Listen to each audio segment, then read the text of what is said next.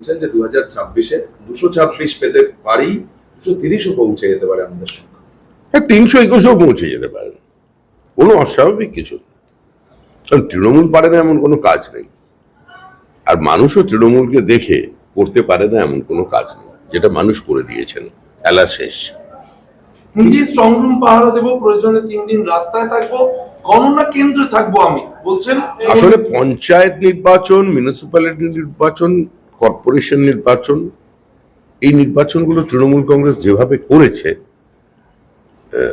তৃণমূল কংগ্রেস মনে করে যদি এভাবেই করে ফেলে, সেই জন্য সমস্ত বলছে এগুলো শুধুমাত্র নিজের কর্মীদের গণনা কেন্দ্রে নিয়ে যাবার জন্য একটু বুস্ট আপ করানো হচ্ছে, এর বেশি কিছু নয়। ঠিকঠাক খবর নিয়ে দেখুন, মকপল থেকে শুরু করে নির্বাচন পর্যন্ত বহু বিধানসভা এরকম পাবেন যেখানে অনেক বুথে তৃণমূল কংগ্রেসের এজেন্ট ছিল না। অধীর চৌধুরী বলছেন যে সরকারের বিরুদ্ধে মানুষের প্রবল ক্ষোভ ছিল, সেই ক্ষোভ দ্বিতীয় দফায় ভোটেও আশ্রয় পড়েছে।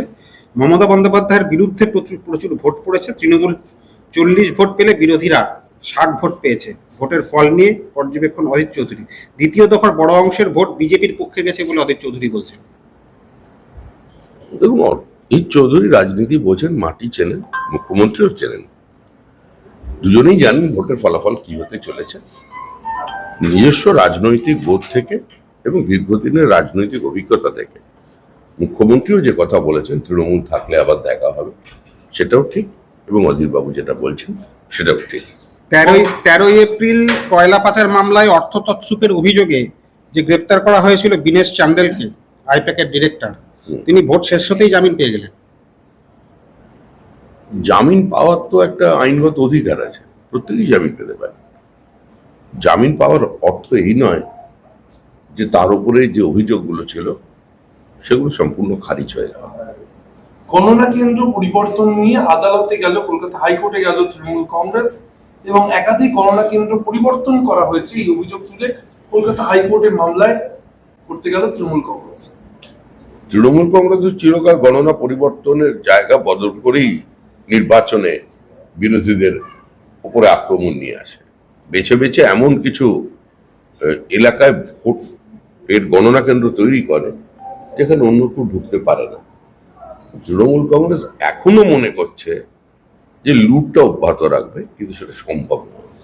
মানুষ যেভাবে ভোট দিয়েছেন, যেভাবে স্বচ্ছতার সঙ্গে নির্বাচন হয়েছে, যেভাবে ভয়মুক্ত হয়ে একটা অবাধ শান্তিপূর্ণ নির্বাচন হয়েছে, ঠিক একইভাবেই গণনা হবে।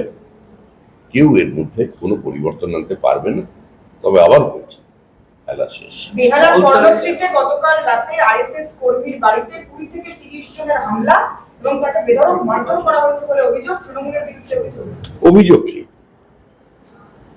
রক্তাক্ত শরীর নিয়ে থানায় যাচ্ছে, তারপরেও সেখানে পুলিশ কর্তা এফআইআর করতে অস্বীকার করেছে। বিষয়টা আমরা দেখছি, কোন অপরাধী পার পাবে না।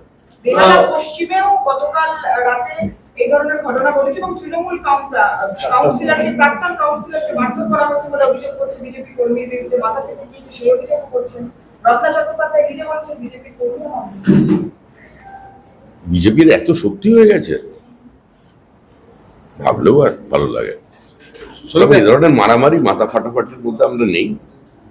তৃণমূলই তৃণমূলের মাথা ফাটিয়েছে, এবং 4 মে আমরা রাজ্যপালের কাছে আবেদন জানাবো, নির্বাচন কমিশনের কাছেও আবেদন জানাবো যে তৃণমূলকে তৃণমূলের হাত থেকে বাঁচানোর জন্য তারা যেন উপযুক্ত কিছু ব্যবস্থা নেয়।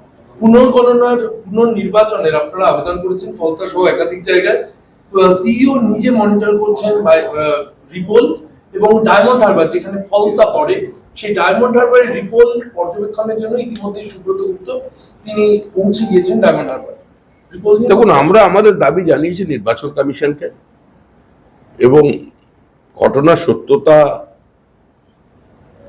আছে কি না সেটা তো সংবাদ মাধ্যমেও প্রকাশিত।